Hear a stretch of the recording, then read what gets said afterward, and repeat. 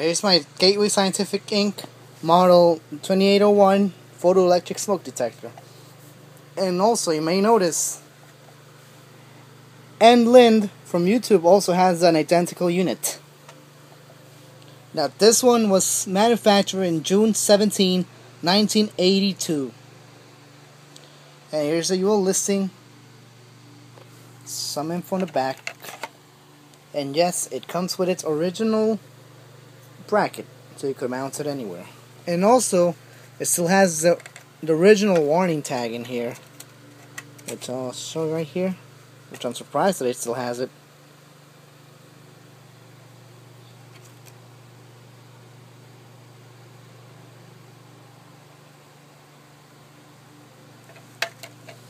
Now anyways, let's test this thing. I just managed to clean the sensor a little bit because there was something dirty which was causing the light to reflect in the chamber. So now it shouldn't false anymore. Let me test this with a button.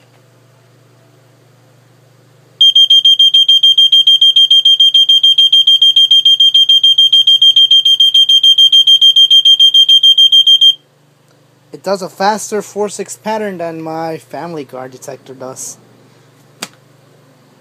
And you see it's pretty big. Larger than my family guard unit by size.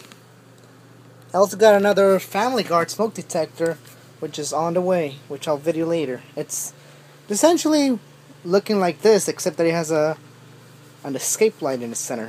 It takes two 9-volt batteries. But the main focus here is right here. And you see it's in relatively good condition, surprisingly.